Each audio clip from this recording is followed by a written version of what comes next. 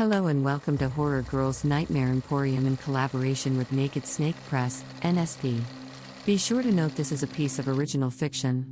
We have obtained all necessary rights for reproduction here at the channel. Trigger warning: murder, mayhem, sex, and flesh-eating zombies. This story is definitely not appropriate for younger listeners or those who are sensitive to extreme horror content. More information about NSP is available at the link listed below. After a long hiatus, we are reopening to original horror fiction submissions to be added in audio to this channel.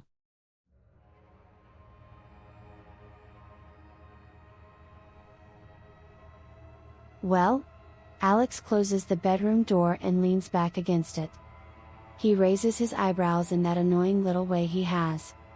Well, what? I answer. Going to do it or not? I shrug, then flop back onto the bed and stare up at the water-stained ceiling. Nicknamed the Hole, the house is old, musty, and just this side of inhabitable. Perfect for people like us, I guess, college dropouts, drug-addled, artsy-fartsy, hopeless, jobless, social rejects who'd rather play Pathfinder or Dying Light on a stolen Xbox One than concerning themselves with silly things like family or jobs or grades. Of course, there are more of us than anyone would ever realize. There are about a dozen of these cast-offs out in the living room, drinking up their cheap beer, smoking their low-quality weeds, and planning, rather excitedly, for the apocalypse. It all started about 6 weeks ago, hints of strange events that people like us could only dream of. Some crazy asshole was killed while robbing a convenience store in a little tourist town down in Florida. Everything weird starts in Florida. Dead? No question, according to the sheriff's department and the coroner, he'd taken a bullet directly in the heart. Apparently, cashiers in convenience stores in Clearwater are hella good shots. Either way, the bastard's dead as homemade shit, chilling in the drawer of the city morgue. Next thing they know, he's scratching and kicking on the inside of the cold box, howling like a wild animal until the night watchman decides to check things out. Bad choice. The watchman opens the drawer, slides at the gurney, and up jumps the dead robber. Tears out the watchman's throat. But that's not the end. By the time the coroner gets there the next day, both the watchman and the robber are lurching around the examining room, blood all over. Both are clearly deceased, yet, well, you know the rest. Similar situations were happening all over the country, and then it hit Europe and Asia. They seem to pinpoint an origin somewhere in Africa, big surprise. Of course, concern only peaked once it hit Hollywood. One of the actors on FBI or NCIS or whatever, one of those boring dramas with letters for a title, was bitten at a dog park just outside of LA. Big deal, I say. But then, Charlie Sheen was videoed staggering along Melrose Avenue, looking more dead than usual. More than 1 million views on YouTube in 24 hours before it was taken down. But by then, everyone knew. They knew because it wasn't just happening in Africa or in Hollywood. It was happening down the street, next door, and then right in our own backyard. It's spreading like a wildfire in the middle of a drought, but here we all are, swilling beer and playing video games like it's just another Saturday night. But there are questions, you know. Are these deadheads like the walkers on TV? Does shooting them in the head finish them off? Are we all infected and presto? Instant zombie. Once we die. The media doesn't like to share this information. Maybe the government is afraid of inciting panic, or maybe there's just not enough information. Or maybe it's a government thing. I mean, look at our nation's leader. For fuck's sake, he's practically a zombie already. If those things really survive on brains as they do in the movies, he should be safe. But they've been out to reduce the global population for a while. Remember 2020 and 2021? They're at it again, but like all things governmental, they can only complete half the job. And here we have half-dead humans wandering all over drooling and moaning. You'd think the stuff was relegated to certain parts of Florida. The areas with the biggest retirement communities. That's bullshit, I say, the information thing. I close my eyes to the lamplight. Irritating thing light has become tonight, with the drinking and the weed. It presses against my eyes like small, prying fingers, trying to bruise my eyelids. I'd rather hang out in the dark alone and watch old horror flicks where the monsters aren't real and are fairly cartoonish. Alex climbs onto the bed next to me and kisses the curve of my throat. He stinks of alcohol, sweat, and dirty laundry. "What are you talking about?" I ask, playing stupid. I keep my eyes shut, I don't want to look at him tonight. Besides, he has a two-track mind, usually, fucking and getting fucked. But tonight, I'm not so lucky. "Don't be coy. What we talked about. The kid, too, you know, see what happens." I sigh and pull away from his persistent mouth. "Then you do it if you want it done so badly. Besides, I left my meat cleaver at home." "It was your idea," Alex pushes. "So what? It was an idea. Just talk." I was drunk, anyway. I get up and move to the bedroom door. The too loud metal music and the stupid, loud geek banter make the wood thrum. How did I ever get mixed up with people like this? "We need to know what happens, Anna," Alex tells me. He grins up at me, lazy and drunk. "We need to know how to handle things because it's inevitable. It's hit every state, every town. We need to know." He pushes me up off the unmade bed and pins me back against the door. "Think of it as a service for your fellow man. Please."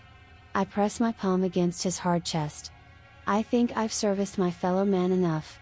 The house is a potpourri of odor, spilled beer, pot smoke, camels, B.O., and whatever stink emanates from overweight gamer geeks with bad diets. Some tool is vaping sweet cherry and I decide some people became zombies months ago. The kid is at the fridge, rummaging through the varieties of canned domestic beer. He comes away with a hard cider, the look on his face clearly pleased. He's 18 maybe, a loner, scared and away from home, too broke to own a car. Things are too bad to try to travel, anyway. He's stuck with the likes of us. But not for much longer.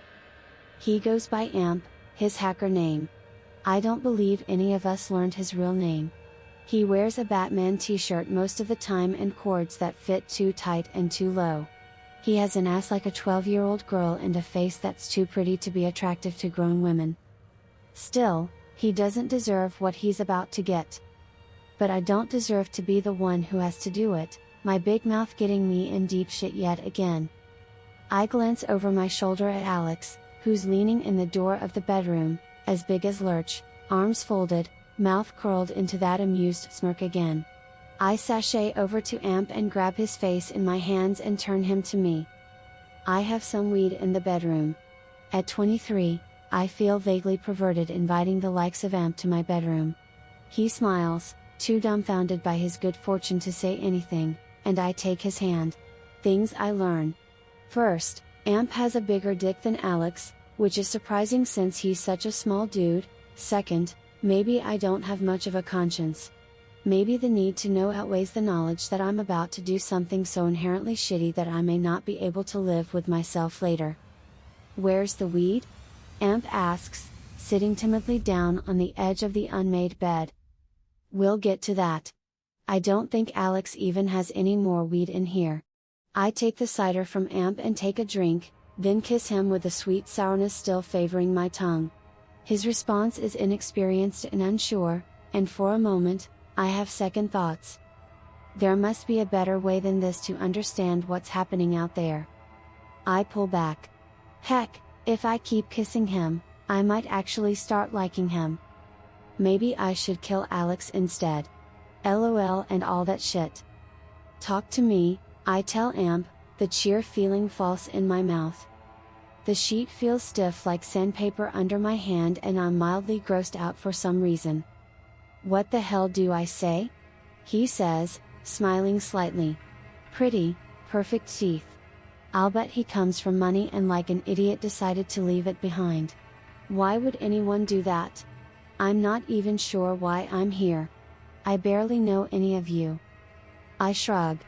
Times like these, everyone needs a tribe. There's safety in numbers and all that.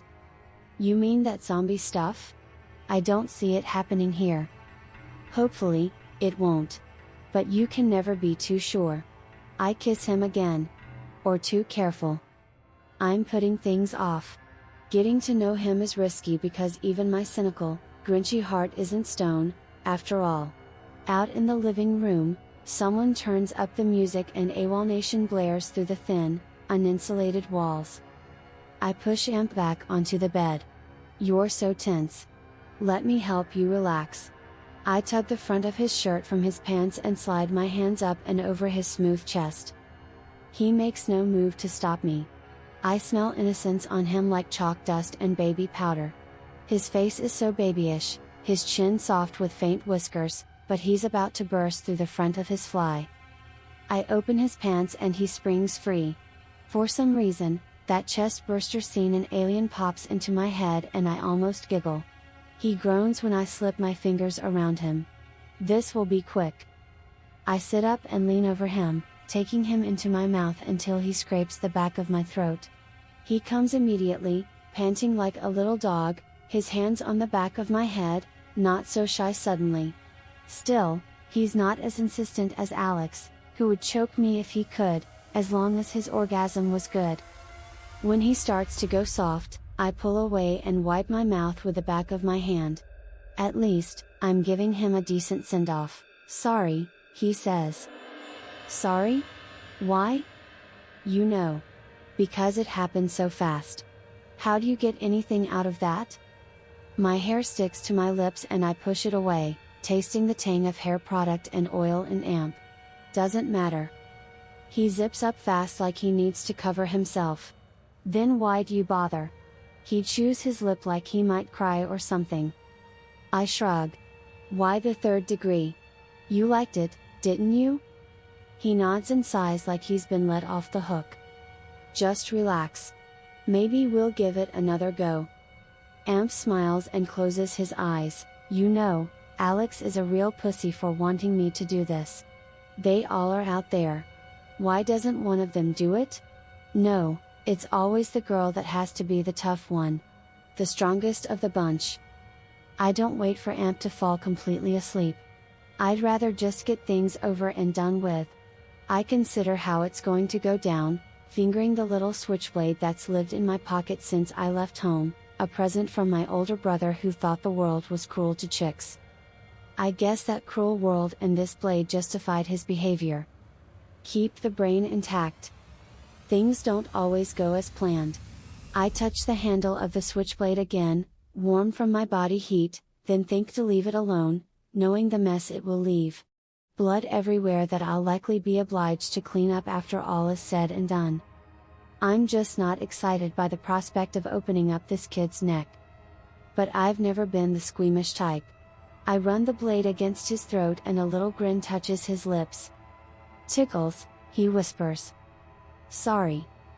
I do it again, but this time I place some of my body weight into it. The blood isn't an instant red gush, like spilled paint.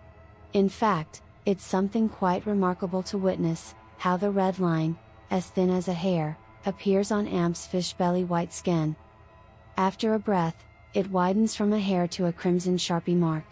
Amp's eyes fly open and he stares at me, confused, his fingers flying to the gash at his neck. His mouth works, but there's no sound other than this weird airy noise. Words formed of breath but no voice. I feel bad. I wish I could take it back. The blood is coming now. Paint pouring from a bucket rather than from a tube of acrylics. It glints in the dim lighting of the bedroom. Outside the door, music. Laughter. Stupidity. I move back, unwilling to get the liquid part of Amp on my boots. He whispers something else, accusingly. I get up and wipe the blade on a raggedy-assed flannel shirt that's hanging on a hook on the back of the bedroom door. I'm really sorry, I say. I feel bad, but it's the kind of feeling bad that comes out of knowing how I should feel. Going through the motions.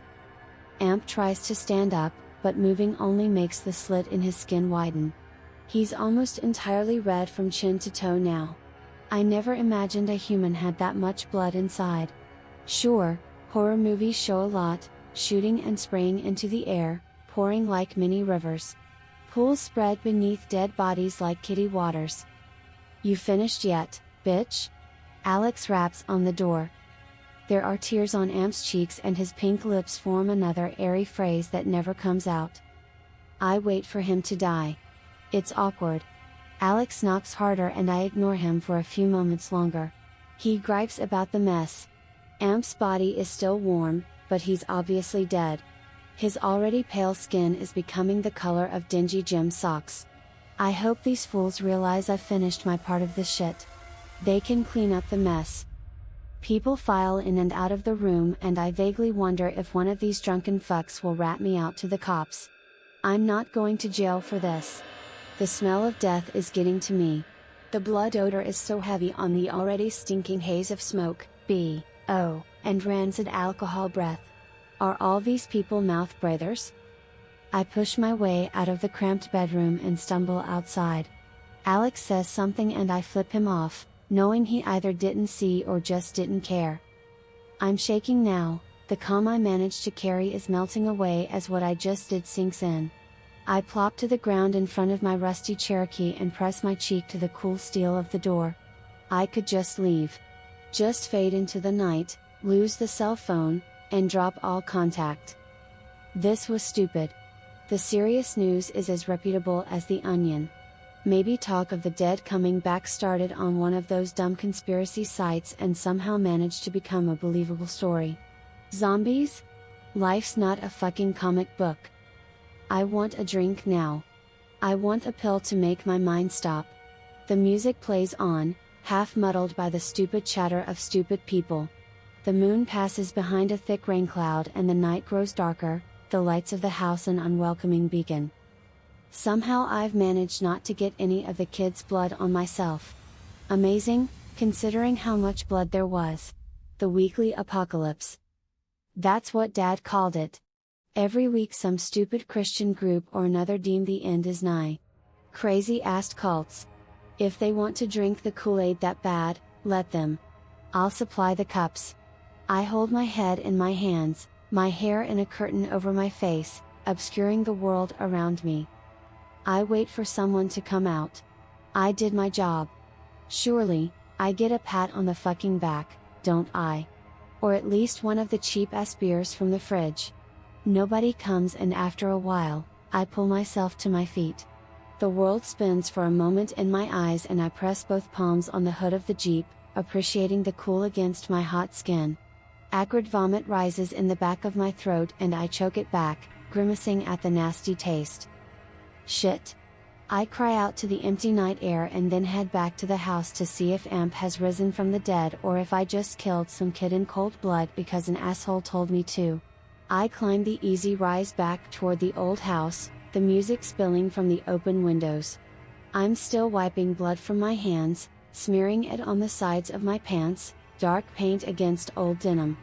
I want to leave this place and these stupid, dirty geek posers.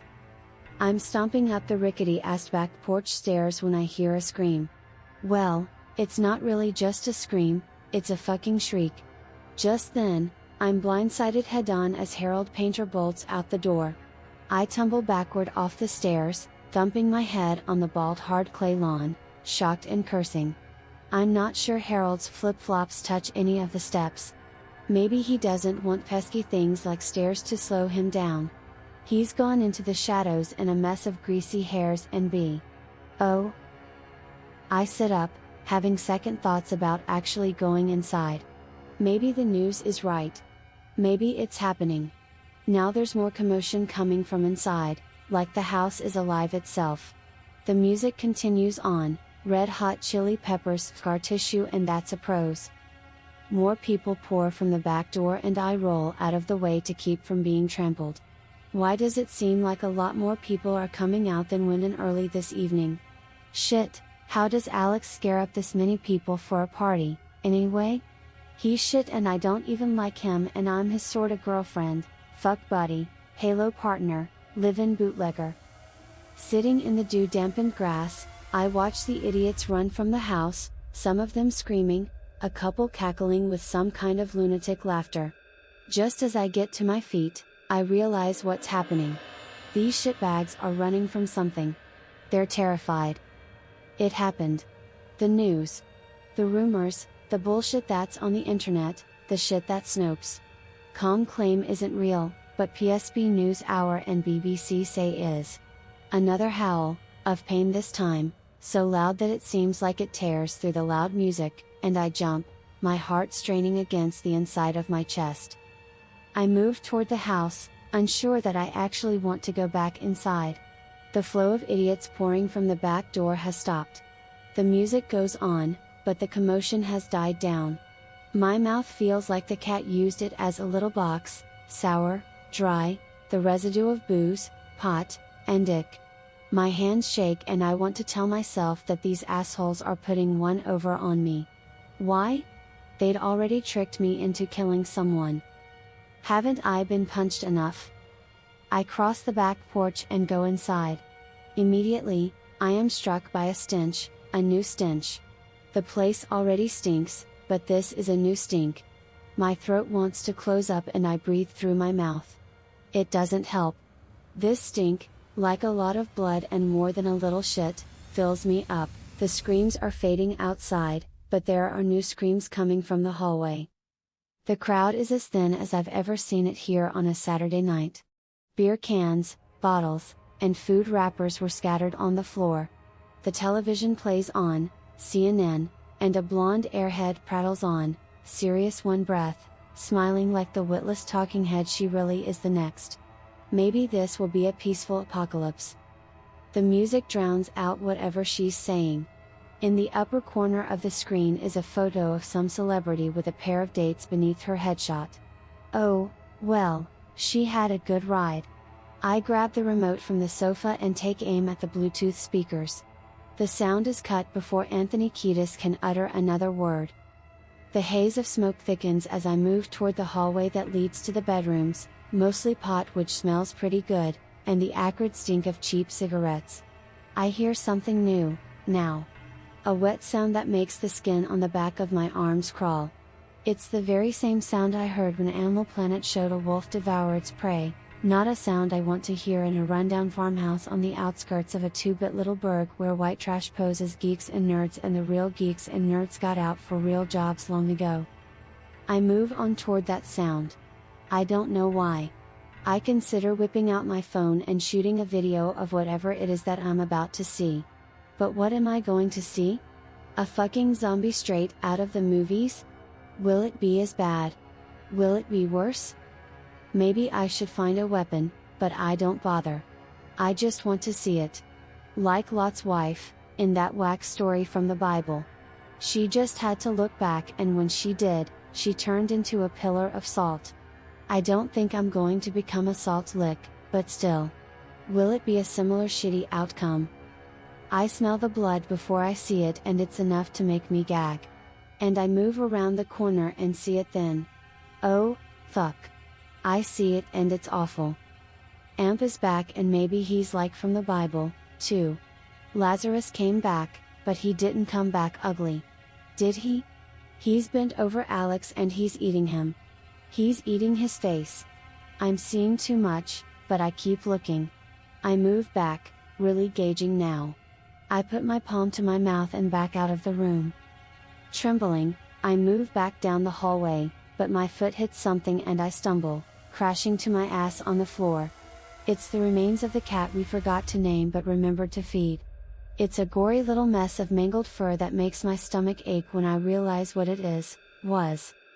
Before I realize what's happening, hands are on me, pushing me onto the floor. Rancid breath in my face and then teeth, clicking at my nose, my cheeks. I struggle, my eyes unable to focus on the enraged face that hovers above my face. Black hair, pale skin, eyes like raisins shoved deep into a soft dough. My hands protect my face, dig at those black eyes, dead eyes, a doll's eyes. In my state, I still try to place where I had that line before. My legs flail kicking at the body attached to that rancid breath and clicking teeth. In the corner of my mind, I recognize Leon, Alex's right-hand man. He thrusts his ugly, dead face toward me and I turn my head. Click, click, go his crooked, dingy teeth. Grabbing a double handful of his greasy, dull brown hair, I throw his head against the wall next to us. Thud, and he's still clicking and gnashing. I do it again and he growls as he digs his fingers into the soft flesh of my cheek and his dirty nails rake a groove of skin away. The sting is brilliant, like a hard, stinging slap across my face. I yank my head to the side, glancing back toward the bedroom where Amp is still munching away on Alex's face. Somehow, I manage to get my knees up between myself and Leon's scrawny torso. Pushing my legs forward, I send him flying off of me, crashing into another lumbering freshly dead head whose name I don't know, but recognize as another party crasher, Moocher. They fall together in a tangled, bloody pile of stupid as I scramble to my feet. I tear through the house and back out the front door, wishing like hell I'd followed my instinct when I heard the first signs of chaos. Back outside, a few people are milling around, confused, stupid, and drunk. Someone is crying in the shadows. A man is muttering, "He fucking bit me," again and again. I don't look to see who it is. All that matters is getting as far away from here as possible. Everything I see tells me that things are bad and only going to get worse the longer I stay around here. I'm shaking. Alex? Poor, dick-headed Alex. Poor fucking Amp. Nothing but a stupid kid. And me, with blood on my hands. Everybody's blood. My mind's racing. I'm so afraid. One dumb mistake might cause me everything. I need to get away. An enraged man, I know his dumb t-shirt, the book was better, but cannot recall his name, bursts through the rickety and torn screen door. Leslie Andrews should have chosen a better time to haul us from the side yard. He plows headlong into her, driving her to the ground. She was one of the few chicks who felt bad enough about herself to hang out with these people. Look what it's gotten her. Book was better tears into her skinny neck with his dirty fingernails. Her screams dissolve into gurgles. I stand there watching, frozen like a moron. Her eyes meet mine before they roll back, all white against the thickening shadow of a country evening. Better her than me, I tell myself. I run harder and faster than I have in years. All the time sitting in front of game consoles and computers hasn't done me any favors, but the same goes for the rest of these losers, even the ones who have become infected. They're pissed, but that doesn't make them any faster than they were an hour ago. Thank God. I head toward the heavy stand of trees just beyond the perimeter of the yard. That was one of the attractions of living out here, the trees. The away, as Alex called it. Maybe. I remember an old tree stand that I noticed out there when Alex first took the house. I assume it hasn't been used in forever. It might fall with me. But I'll take that chance. Those things can't climb. I hope. I can barely make it out. To my right, an odd box silhouetted against the fat moon. Straight lines and right angles among the gnarled and uneven shape of the tree trunks and skeletal limbs. I sprint to it and shimmy up the rope ladder, then pull the rope up behind me. Then I look around. Nothing. Nothing chasing me. The quiet is almost joyous after the racket of the house, the screams and the music. The screaming has almost stopped and the music is faded to dull thumps and muffled vocals. The only real sounds I hear are my breaths, my heart drumming in my head, and the crickets. My mind slows and I wait, gathering myself. I drag the back of my fist across my face and it comes away wet. I hadn't realized I was crying. Then I feel something else that I hadn't noticed in the melee of getting away from the house. I must have cut my ankle. It stings like a bastard, and worse, it's bleeding a lot. I pull my phone from the low side pocket of my cargo pants and switch on the flashlight app to get a better look. I pull my sleeve up and over my hand and use it to wipe around the seeping blood. Then I see all I need to see. The jagged line of teeth marks in my flesh, like old cloth that has been torn. I sigh and sink back against the wall of my tiny, dark fortress. Fuck, I whisper. Fuck it all. Hello and welcome to Horror Girls Nightmare Emporium in collaboration with Naked Snake Press, NSP. Be sure to note this is a piece of original fiction. We have obtained all necessary rights for reproduction here at the channel. Trigger warning: murder, mayhem, sex, and flesh-eating zombies. This story is definitely not appropriate for younger listeners or those who are sensitive to extreme horror content. More information about NSP is available at the link listed below. After a long hiatus, we are reopening to original horror fiction submissions to be added in audio to this channel.